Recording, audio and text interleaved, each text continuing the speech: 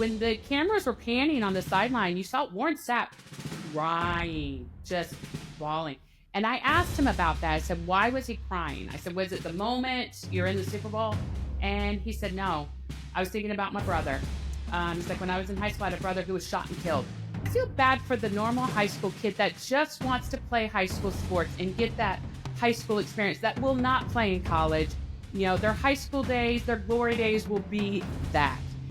They don't get their names in the paper like they used to. Gosh, when I first started at the Tribune, my first 10 years, we used to do a special section to welcome the high school football season. You know, there's not a lot of pure Tampa natives in this area. We're a melting pot of people that come from all over because they want to live in this amazing city that we live in. So you have a lot of fans that will root for other teams. I cover every Bucs home game, and you will see a lot of visiting team jerseys in the stand. And what Baker did when he came in, now listen, he could have followed Tom Brady. Yeah. How do you do that? Right. Well, he did. And, you know, he brought a different kind of leadership quality. Welcome, everybody. Welcome, everybody. Welcome, everybody. Now, in full transparency, I'm wearing these shades. I got this stupid thing going on my eye, and I just don't want to look crazy on camera. So I'm going to put it out there right now. But who doesn't look crazy on camera, who has been on camera for a long time and been doing a fabulous job, is going to be our next guest. An APSE award winner multiple times, NFF Tom McEwen Award honoree, and a longtime member of what was the Tampa Tribune. I bring to the stage Miss Katherine Smith. Kat, how are you doing? I'm doing good. You look great in those shades. I want to put my shades on. You look really cool. This may be a new thing? I think so. Oh, Why not? Okay.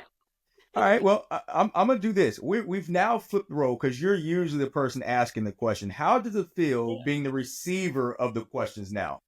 I'm a little nervous. No, I trust you. I trust you. It is weird being on this side of it, though, because I'm used to being on the other side.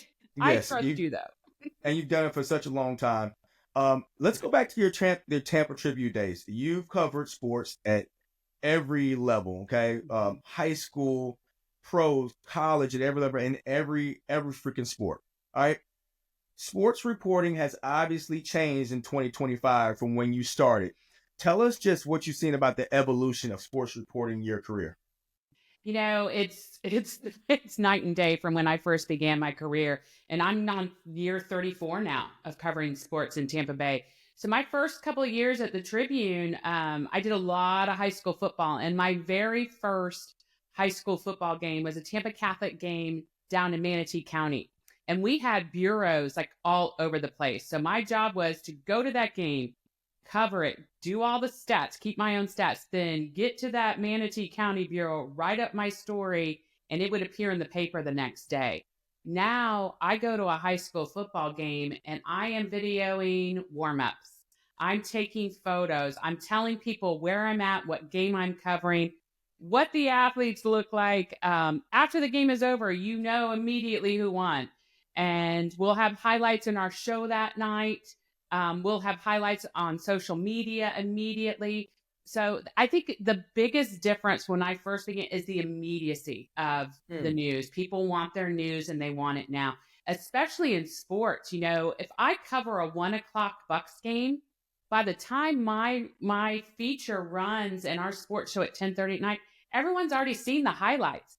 So you've got to find new ways to present news, because people have already seen the highlights. They want something different. So that's the biggest difference is this generation right now wants their stuff. They want it right now. Immediacy was the key word that I took out of that. And I remember back in my day, the best thing you could do after you played on Friday night, you ran to what we had, those little newspaper hubs that you put your quarter in and you get the paper out, right? And the first thing you did, you disregarded the front page unless there was something sports related on front. You went right. And obviously now I'm showing my age and we're both showing our age. There used to be a high school sports section in that paper. You can get to the sports section and go right to the high school section and read about Hillsborough High School, Tampa Catholic, Jesuit, whoever the top teams were, and the stats will be in there. Now you open your phone up and it's on Twitter and you're getting your news immediately. And that's just, I guess that's just where we are today. It is that And this generation, I actually feel bad for our high school athletes now because they're not getting the coverage that they used to. They're getting a lot of recruiting coverage, which is great. That is great for the kids who aspire to play at the next level and who will play at the level. But I feel bad for the normal high school kid that just wants to play high school sports and get that high school experience that will not play in college. Their high school days, their glory days will be that. They don't get their names in the paper like they used to. Gosh, when I first started at the Tribune, my first 10 years, we used to do a special section to welcome the high school football season. And we yep, had a page dedicated to every single school in yep, Hillsborough County with rosters. Every name on that team yep, was in the paper. So I really feel bad for this generation of high school athletes because they're not getting the coverage they deserve. And I personally believe they deserve the same amount of coverage that our Bucks are getting, that our Lightning are getting, that our Rays are getting. And as someone that's covered all of those sports, I can tell you, honest to God, I get more fun out of covering the high school athletes because, in Preston, you know this, there are so many opportunities at the high school level to see pure joy. And yeah, you see it every Friday night. You see it on the courts. You see it on the baseball, the softball field. You are seeing pure joy. By the time these kids, if they're lucky enough playing college or even the pros, it becomes a business. There's mm, still a pureness to high school sports. And I know the NIL has infiltrated, but there's still a purity to high school sports that I know on any given Friday night when I go to a game, I'm going to see pure joy. And do you know how amazing that is? How yeah. often in our lives do we get to see genuine, pure joy? I love Friday nights for that reason. Stay on that track, all right, Kat. We're gonna go to the high school coverage as you hit on it. I hear the passion in your voice. Traditional high school sports coverage is gone, Hmm. right? It's the death of it has happened. Hmm. Why? Because of social media. Social media changed the game drastically. And I was someone that used to fight social media. I remember when Twitter first started, the Hmm. immediacy of Twitter, I hated it. And then one night I was sitting at home watching TV and I happened to be scrolling on Twitter and I saw the ABC News report that Osama bin Laden had been killed. Hmm. And I remember I immediately thought, oh my goodness, one of the biggest news stories in my lifetime I found out on Twitter. Mm, And that's social media just really literally changed the game. And it's because people want that info now. We're a visual society too. They want to see those videos, they want to see their highlights right away. So I think kids, in a sense, have to become their own advocates. And I see it more and more of the kids posting their own highlights and I think that's great. Why not promote yourself? Because in this day and age, especially with the way recruiting has changed, you have right. to promote yourself. The Tribune, St. Pete Times at the time, at that point in time for our area, we were the height of the high school coverage. Mm-hmm. We had two really good newspapers, awesome reporters on each side of it. And now, once that happened, at the very least, and you were working there at the time, we had uh, with Bay News 9. Um, what was the thing that we were doing the high school sports over at Bay News 9? The Oh, we would whole do game of the week. Yeah, we yeah, actually had we had our own sports station that yes, was dedicated to high school sports. And yes, and unfortunately, we just did not have the advertising dollars. So now you see all of our stuff on Bay News 9. But yeah, we had a game of the week every Friday night. You are our analyst. You are one of our yeah. summer analysts. So this is what I'm kind of getting to is when we talked to Landis Block Robinson said it comes down to dollars and cents. And then when I'm asked, what happened to all the sports coverage in here, and I tell them the same thing, it comes down to dollars and cents. High school sports just doesn't make enough money. It doesn't generate enough revenue for us to be able to pay people to report on high school sports. Do you see that the same? Am I talking crazy, or is that just the fact of the matter? No, I am a firm believer. One of my all-time favorite movies is All the President's Men, and there's a line in that movie: "If you want to get to the bottom of anything, follow the money." That is true in this case. High school sports just does not generate the revenue that the professional sports does. And I'm talking specifically from a media standpoint through advertising. We make our money through advertising. And that's also where social media has kind of hurt media coverage. because social media, you don't have to have an advertisement. You put your stuff out there and it's free for everyone to see. So the dollars and cents is absolutely true. But the passion for high school sports, it affects everyone. High school sports is something everyone can relate to because you either have a kid that's playing, Mm-hmm. you have a nephew, you have a grandson, somebody that is playing high school sports. So I think there's a more general interest, but I also think the death of the Tampa Tribune was a death knell for high school sports because you had two competing newspapers, ultra competitive, because you're fighting for advertising dollars. The coverage was intense because from a Tribune standpoint, it was like, oh, should we cover that game? Oh, what if the Times covers it and we don't? So we have to cover that game. So not having those competing newspapers, it really hurts the high school sports scene. You were a cheerleader in your day, and I don't think people actually know how rigorous, especially when you start getting into competitive cheer, how athletic and how dedicated you have to be to being a cheerleader, who are looked at in the grand scheme of things in the high school sector as more like support staff, right? Mm-hmm. However, when they take their main stage and they're competitive, and I used to go to this cheerleading competition back in Daytona, and it used to be massive, right? Yep. But talk to us about just being a cheerleader and what it goes to the dedication of being a high school cheerleader. This is the shout out to all the cheerleaders out there right now. The cheerleading shout out. I love this because I'm a huge advocate for this sport. I'm a very proud Brandon High Eagle, and I loved cheering for my Eagles. And I was very fortunate at the time when I cheered at Brandon. Armwood had just opened.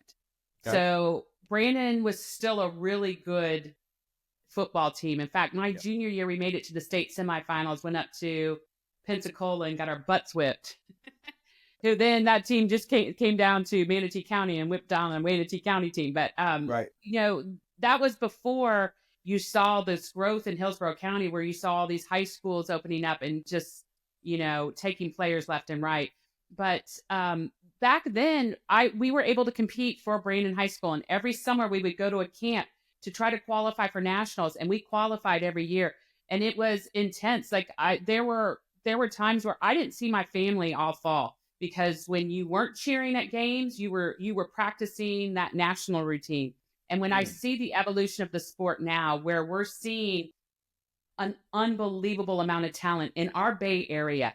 Let me tell you about the talent in the Bay Area. Not only do we have state champions in the Bay Area, we have national champions. We have world champions. Bigger than that, we have a squad right now, a USA junior national team that is competing in the world championships. The bulk of that team is made up of Bay Area cheerleaders. And why this is significant? No, by the way, they won a gold medal at the world championships last year. Why this is significant? Cheerleading is going to be an Olympic sport. By the time it is in the Olympics in 2028, we are going to see kids from our area competing in cheerleading at the Olympics. That's where you see the sport evolve the most. And I think a lot of people, when they think of cheerleading, they think old school, where you're literally on the sidelines cheering for the team. That's not what this cheering is. It is 2.5 minutes of intense gymnastics, stunting, and of course, cheering. It takes an amazing athlete to be a cheerleader nowadays. I have to agree. I'm just going back in my day, went to a practice one time and said, yo, this is more than just stomping your feet and clapping your hands. Right. We are back flipping and throwing girls, and it's the trust tree, if anything. And hey, I hope she catches me on the way down. It is all kind of flipping and spinning all in the air. This is crazy. Yeah. So I come to, after my education in high school about cheerleading and competitive cheer, I have come to really respect that sport and that art of being let's just say a cheerleader, if you will. So shout out to all the cheerleaders. Yeah. We have a Hillsborough County competition every year where just the Hillsborough County teams, go watch it. Like you will be blown away. You will be blown away. And these are athletes that are, getting injured just as much as the football players are. You're going to see the torn ACLs. You see concussions. they are just as much of an athlete as the football players, the basketball players. And of course, I'm going to say that because I was a cheerleader, but That's okay. just go watch for yourself if you don't believe me. So let's kind of move down this rank. We have good athletes in this area, all sports, all fashions, and let's kind of move up the ranks a little bit. I have said on multiple occasions that we're kind of a flaky sports area. All right. Tampa Bay is kind of flaky to me. We like when our teams are good, but if they're not good, we're not crazy supportive. USF could win 10, 11 games in a season. Nobody's in the stadium. If the Bucks are just above 500, nobody's in the stadium. The only franchise that's pretty consistent is the Lightning because we got a lot of folks who are coming to the area who are hockey fans from up north. Even the Rays are 80-plus wins every season, and we can't even get anybody to go across the bridge to watch them. Now, I guarantee you the Rays will sell out their games this year because they're playing in a 12,000 seat stadium. Yeah, right. There you go. Exactly. 12,000 seat stadium. That's the only reason why. Correct. And that's just a Band-Aid because they more than likely they'll go back to St. Pete, correct? Correct. Well, I'm a rare Tampa native.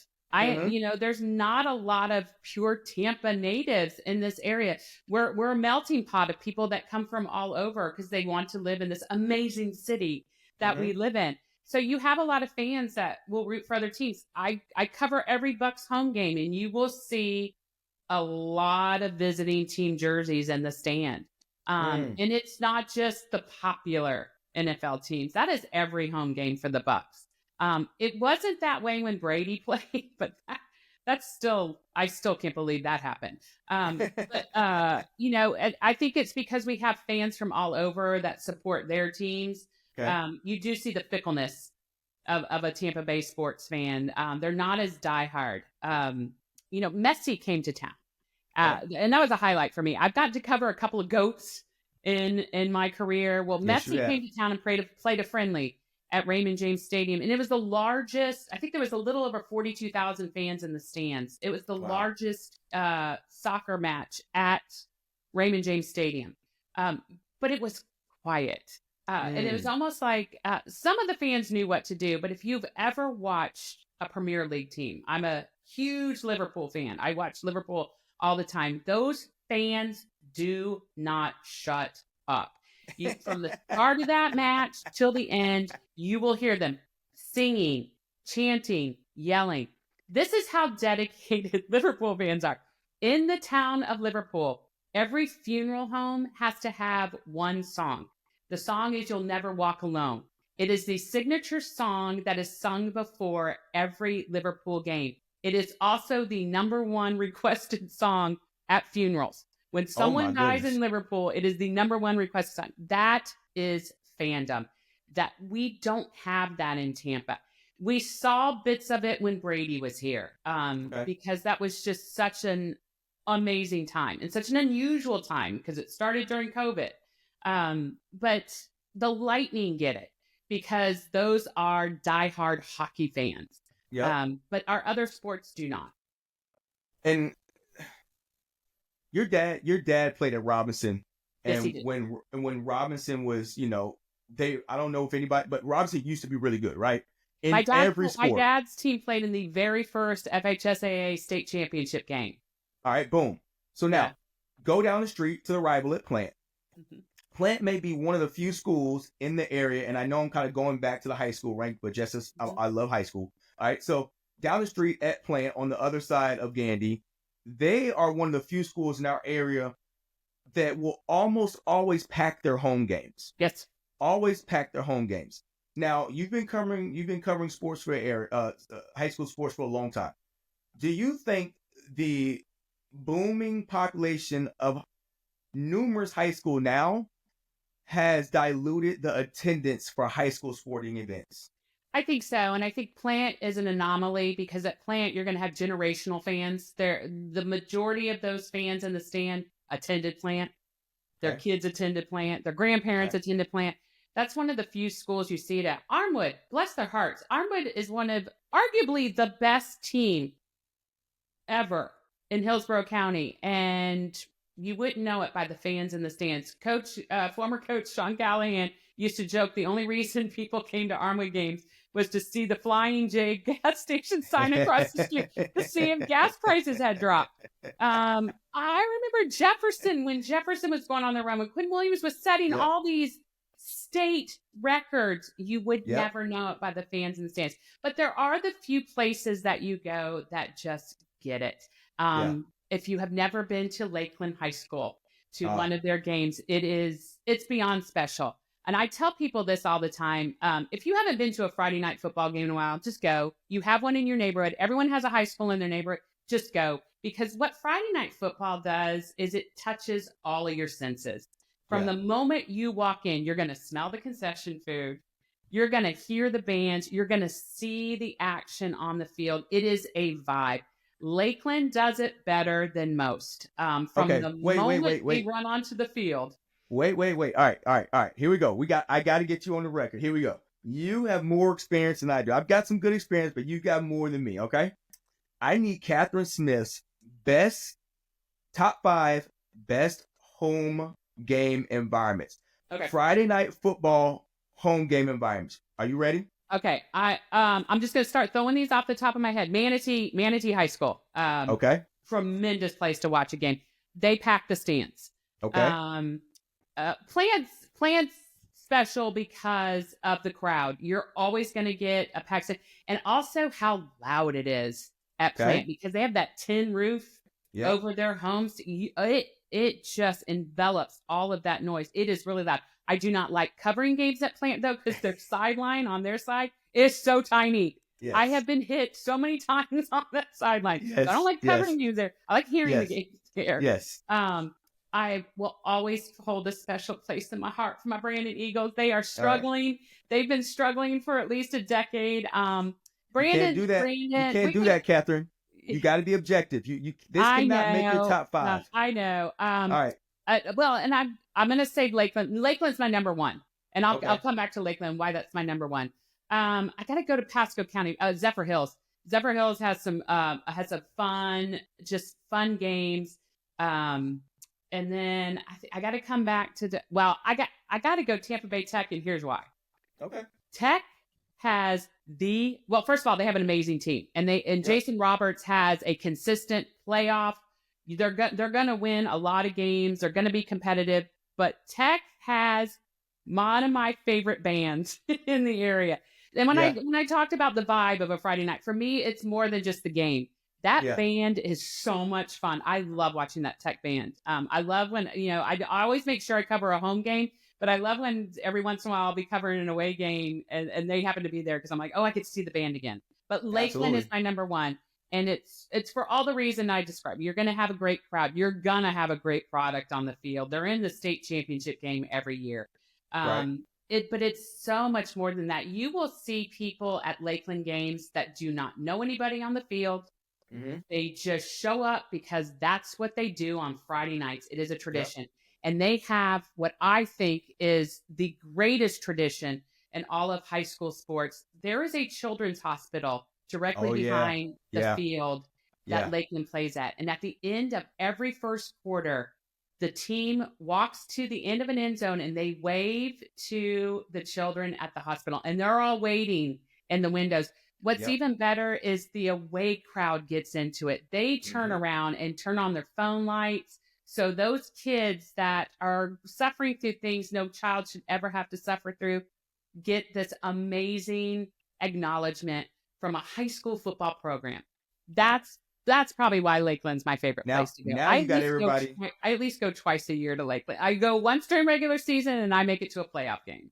Now everybody's listening to the podcast, drying eyes and stuff. It is very moving, and it is touching. That's why we keep coming back to high school sports. You get that emotion from high school sports. Have I cried at the end of a Gator game? Absolutely. That team makes me cry more than any other team, and not because I'm happy tears.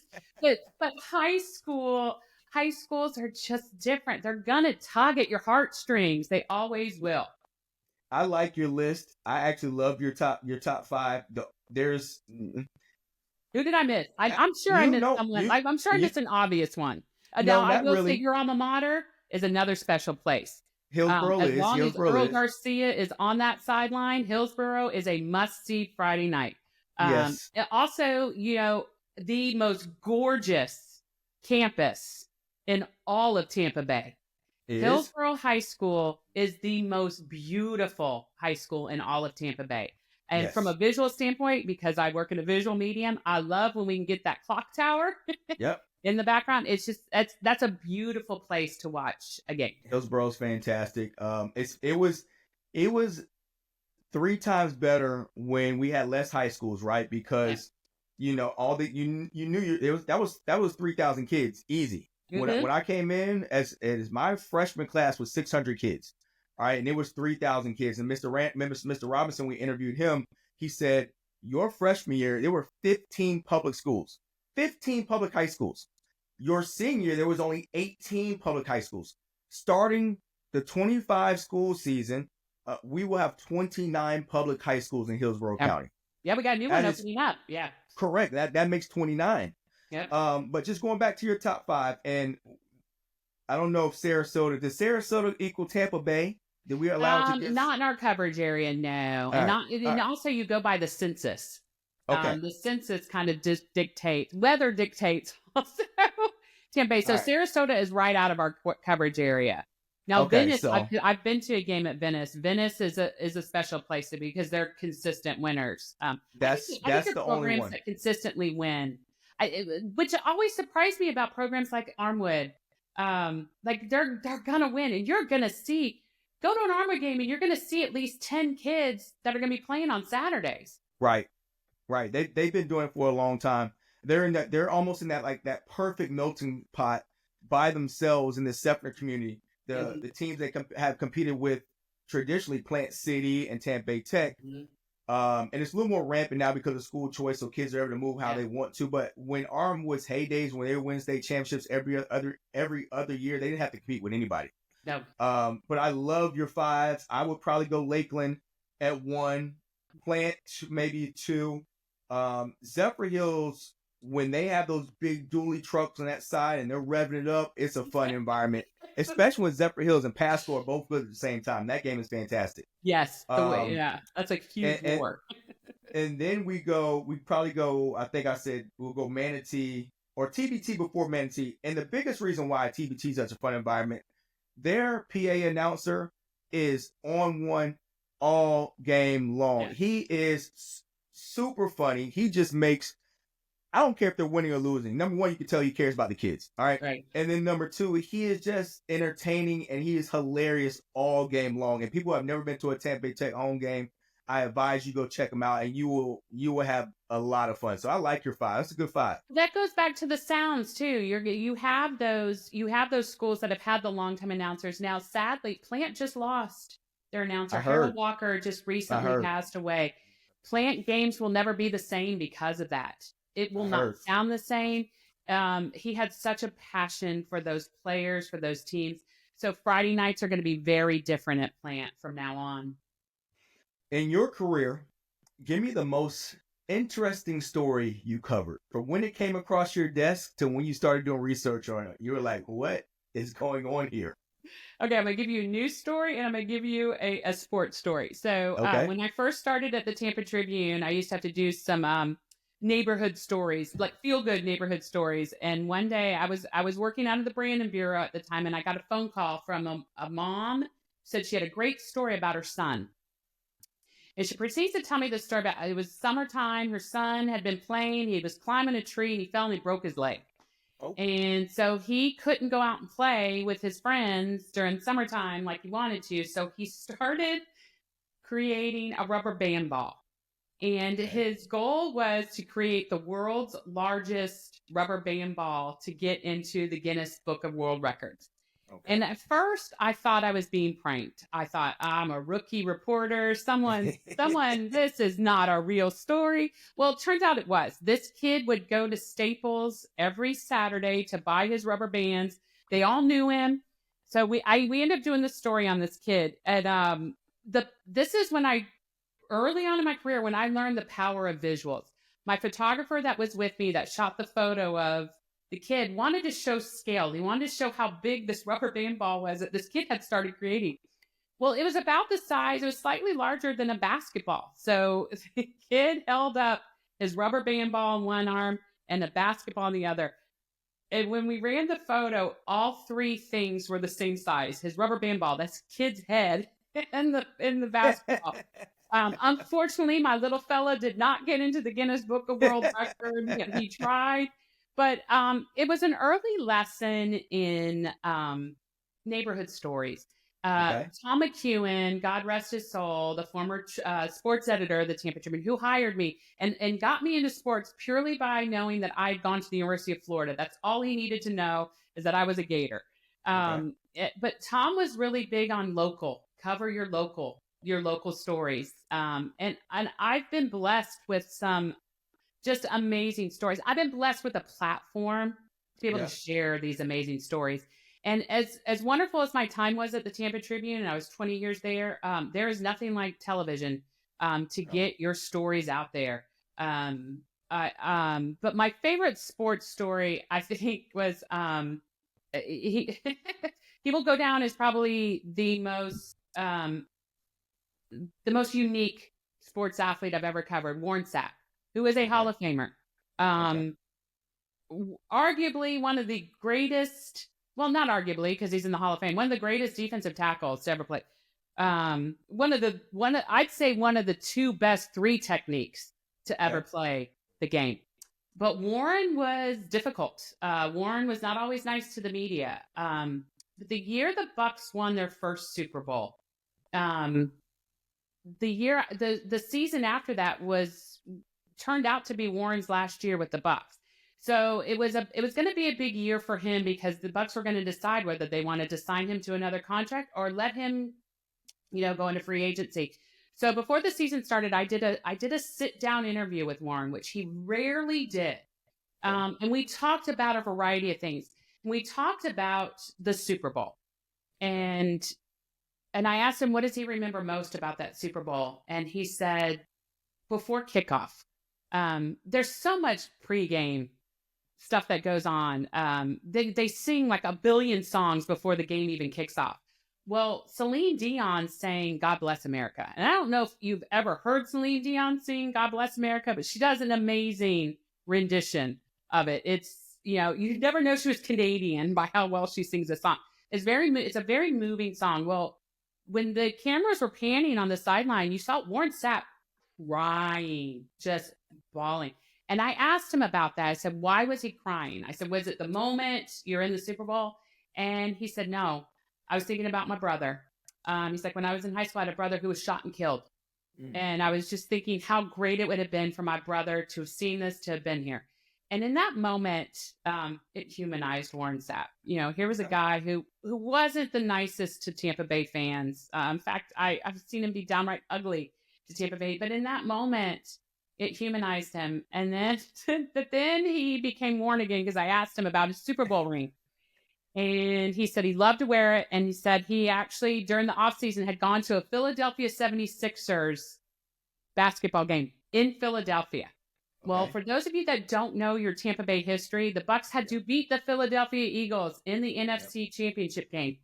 The very last game in Veterans Stadium, the Bucs shut down the Vet to advance to the Super Bowl. So they are not welcome in Philadelphia, especially Rondé Barber. The pick six, baby. Well, Warren's at this Philadelphia 70. Well, they show him up on the video scoreboard, and Philly fans, what do they love to do? They love to boo. They love booing opposing fans. Well, so they had a little fun with Warren, and he's kind of mugging it up for the video. Well, they go away to another shot, and they'd come back to Warren. They'd boo him. They'd boo him. Well, they go back. Well, they come back to Warren a third time, and he slowly brings his ring up, and he points to his Super Bowl ring. He said he thought he was going to need security to get him out of there. Like, he thought the people were going to kill him. But it was, that's Warren Sapp. That's the bully. That's what everyone knows. But when he told me the story about his brother, it humanized him. And it reminded me that, especially in Super Bowl moments, when you're watching these Super Bowls, it's such a journey for these athletes to get to that moment. And there's so many family members involved.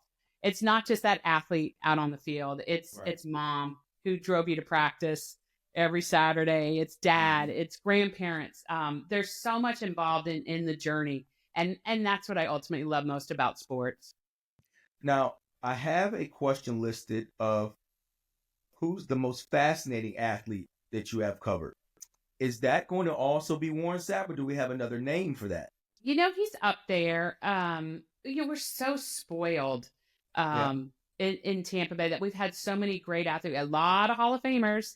Right. We've had a variety. But Tom Brady, I still can't believe Tom Brady was a Tampa Bay Buccaneer. And I remember when we're coming up on it's the 5-year anniversary of COVID this Okay. week. This is when everything shut down.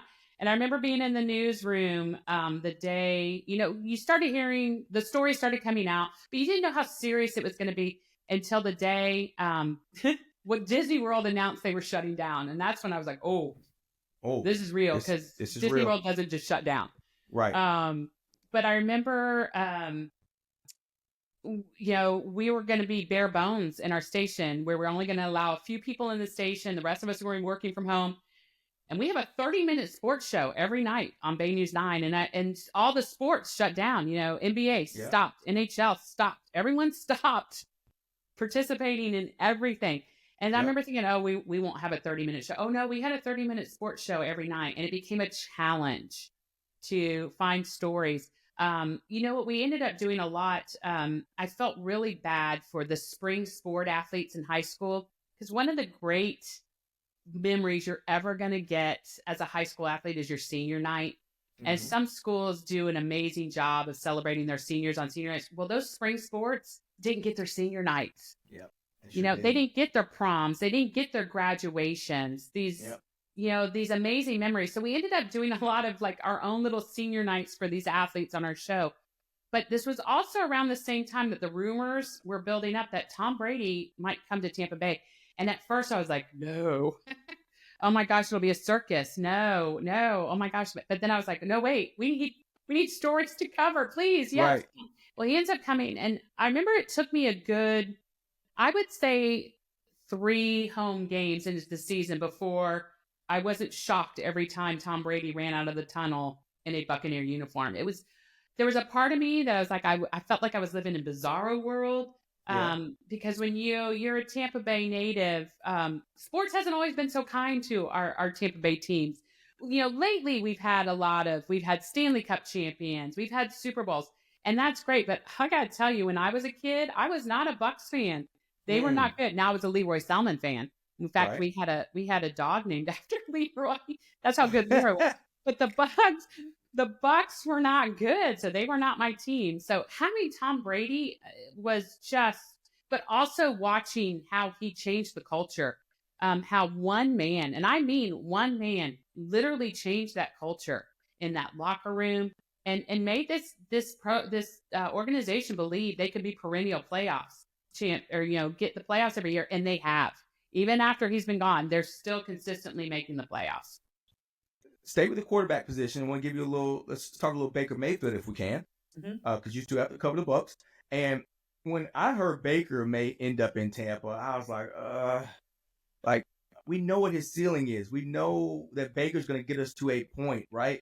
But then Baker starts playing in a Tampa Bay uniform, and you start seeing the team kind of gel and galvanize around him, and he galvanizing the troops. And I was like, yo, I'm liking Baker Mayfield in a Tampa Bay uniform. And then you start hearing little news reports about how everybody starts to love Baker, and it shows like everything everybody's saying about him that we don't have privy to seeing or witnessing on a daily basis, we're seeing on Sundays and Mondays, right? And on Thursday nights. Tell me tell us the stuff that we don't know about Baker Mayfield. What makes him so good for us Bucs fans? Why is he our guy now? Preston, you know better than anybody because you've played the game. The most important position on any football team is your quarterback. Yeah. It's the hardest position to play, but it's also the most important because you're going to set the tone for the whole team. And what Baker did when he came in, now listen, he had to follow Tom Brady. Yeah. How do you do that? Right. Well, he did. And, he brought a different kind of leadership quality. And early on when he got here, we kept hearing these reports. Todd Bowles kept telling them there's something about Baker.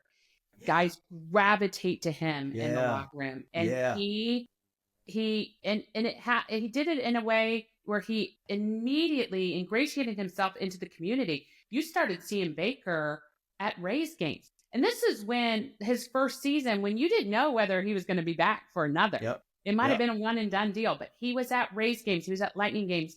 He and his wife had this amazing charity. They were giving money to all these kids in the community. He just is one of those players where, and it's so important for a quarterback to have, they have that it quality. And they have that personality that makes people just want to be around them and play with them. And that's what he does. Talk to Tristan Wirfs, who's played with Tom Brady and is playing with Baker Mayfield now. And not that he doesn't want to keep playing with Tom Brady, but he talks about it's just different playing with Baker. Baker comes to their homes. Baker hangs out with them. It's the defensive players want to hang out with them too. Sometimes in the locker room, you've got that divide where the defensive guys stick to their side and the offensive. No, those defensive players want to be around Baker. I had this perception of him before he came here. I kind of thought Baker was cocky. He was from a really bad team. The Browns were awful. You wouldn't be the only one that thought that. Yeah, and I just thought, and I was on these insurance commercials where I was like, why are you putting him in commercials? And then he got here, and you got it. It's like within the first 3 press conferences that he conducted, I was like, oh, okay, I get it now. I would stay with the Bucs only because you're a wealth of knowledge. So I'm pulling up the schedule. All right. Let's go back to the last game of the season versus the Raiders. All right. Mike Evans has to hit this 1,000-yard mark. Okay.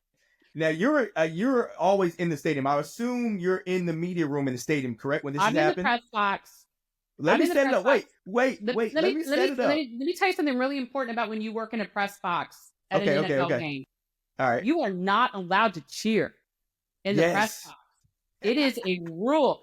They make announcements before the game. There is no cheering. Now, if there's an amazing catch or an amazing touchdown, are you allowed to acknowledge that? Yes. But as far as cheering for teams, you are not allowed. You will be kicked out. I have seen people kicked out of press boxes for cheering. But when Mike Evans, when he went back onto the field, the entire press box erupted. Like we were all pulling for it. Like, come on, get the ball to Mike. Like people wanted it. Whereas I'm sitting at home on my patio, and obviously we need this win. All right, we need the win. We're playing well, but we don't have it in the bag just yet. Bucky Irving, Baker sets us up. We're inside the 20. We think we have another play, but then Bucky Irving has a nice little run down the right-hand side. Mm-hmm. And you're like, is he going to slide and go out of bounds, right? Because Mike's he needs 5 yards, something real slight. And then you're looking at the clock like, oh, he scores. And you're like, yes, we need a touchdown. But no, we're not going to have another possession for Mike to get the touchdown. We're not going to get the ball back. So now, there's your alley-oop. So I just set you up. Now run with the story from there. Well, first of all, Bucky Irving was so much fun to cover this season. Oh, yes, he was. All the players on the team, oh, what a fun player to watch, and to watch his evolution and to see him progress with each game. So when Bucky scored, I remember thinking, but I remember thinking, no, Mike always is bigger picture. They needed that win to get in the playoffs. Yes. So I know in his mind, he's going to be thinking, and also he was injured. He missed 3 games with injury, but was still able.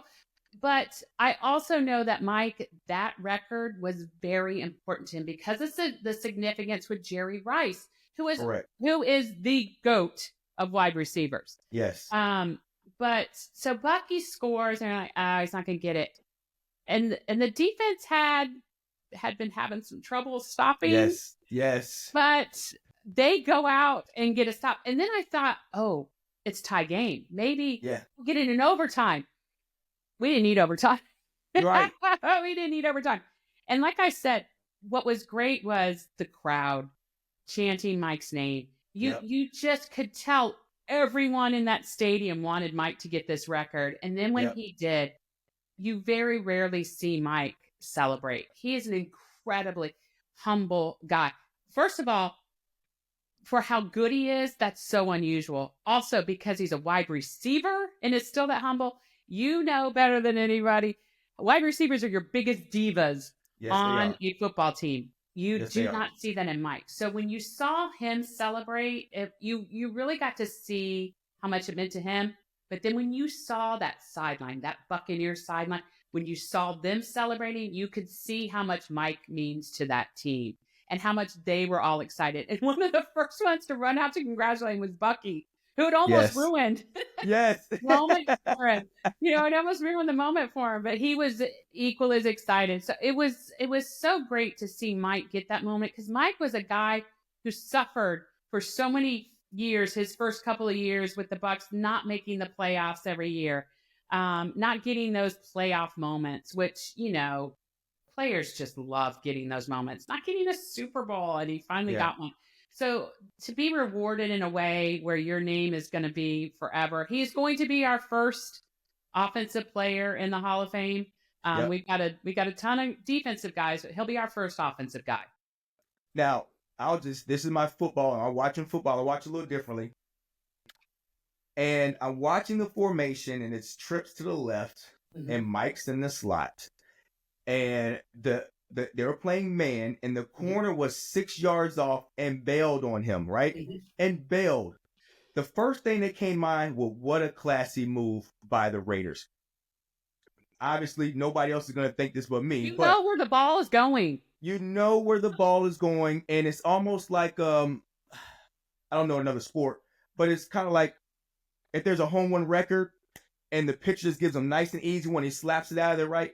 It's almost or when Brett Favre fell down for Michael Strahan. Yeah, you're gonna start stuff all over again. We're gonna put that out. All right. So Strahan got. However, I thought that it was purposely done is a little extreme. It doesn't sound real, but the professional move by the Raiders to allow that to happen at home for Mike. The first thing I thought was, if that was the case, what a classy move by the Raiders organization, because just the football guy of mine, you're not playing that loose of that coverage on Mike Evans in the slot. It's going to be tighter coverage, and he's not going to bail off of Mike Evans at the end of the game. So I landed on, it was a gentleman's handshake. We want Mike to get this record at home. You guys have already beaten us.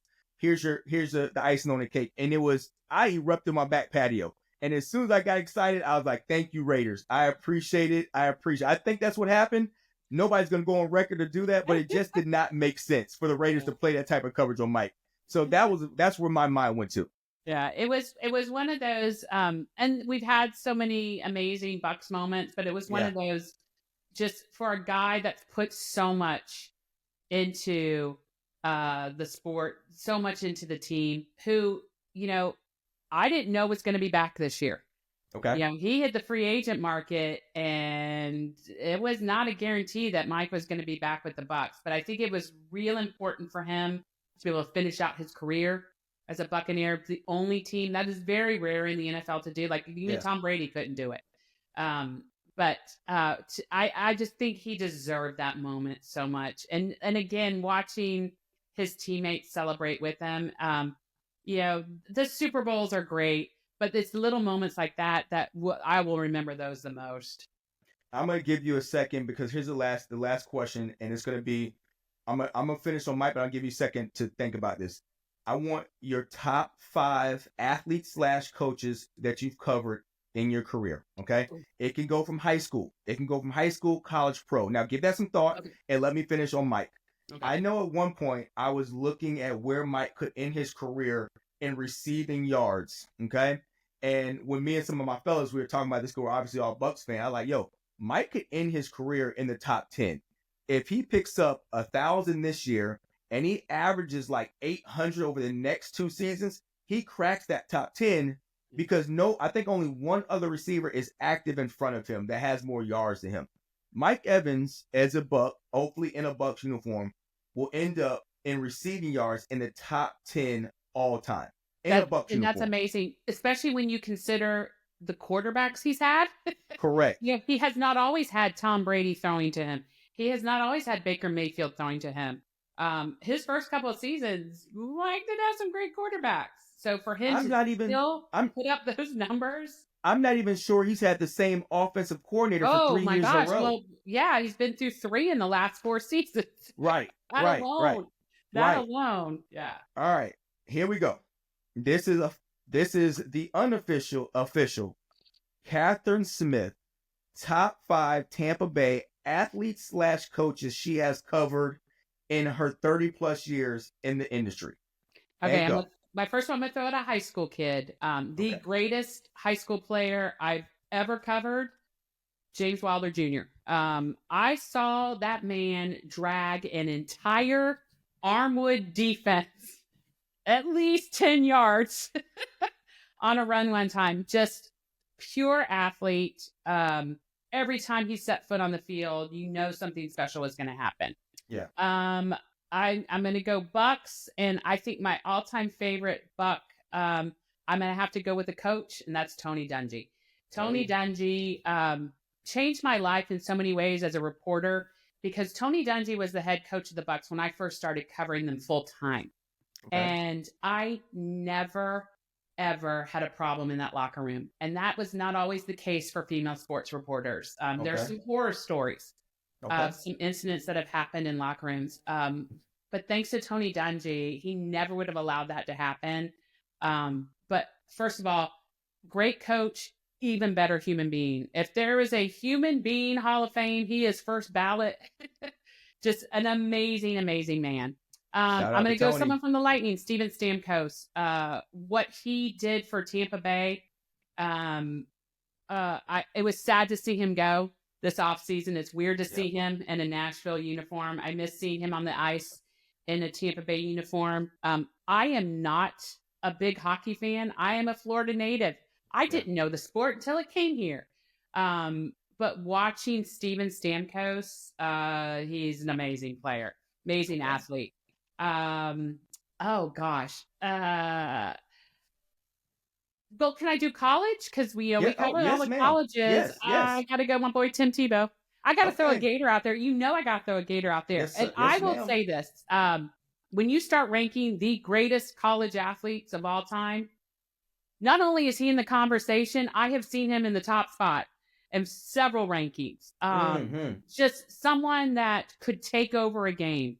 Someone that when you talk about had the locker room, he had that locker room. There's a statue of him out in front of the swamp for a reason. Yes. Special guy. And then, oh gosh, okay, I got to come up with one more. Ooh, oh my gosh. It's a good list so far. This is a good list so far. Well, we're spoiled. We are so spoiled in Tampa Bay. I think I got to go back to the Bucks because they're the team I've probably covered the most. Okay. And I'm going to throw out another Hall of Famer who, again, if there was a human being Hall of Fame, he's first ballot, Derrick Brooks. Okay. And Derrick Brooks, even though he's a Florida State Seminole, even though my first years covering him, I was like, oh man, I don't want to interview him. He used to kill my Gators. I mean, just destroy the Gators. But when you talk about just someone that was told was too small to play in the NFL, that played with a chip on his shoulder every time he set foot on the field to prove people wrong, but also what Derrick Brooks means to this community. Yeah. Derrick Brooks is one of the professional athletes that I love so much because they get it. They get that they have this amazing platform to do good with. And oh my gosh, has he done good with it. Like as much as, as great as he was on the football field, I think what Derrick's done in our community is even better. And I throw Warrick Dunn out there too in terms of that. Warrick Dunn put up some amazing stats on the football field, but it pales in comparison to the more than 200 homes of single moms he's helped put in these homes. So, again, we're spoiled. Preston, we're spoiled. We have some amazing athletes we get to cover. So it was fun. Like I mentioned, Messi was here before, and I don't get starstruck often because we're around so many amazing athletes. But when he walked out on the field, I was like, whoa, there's different.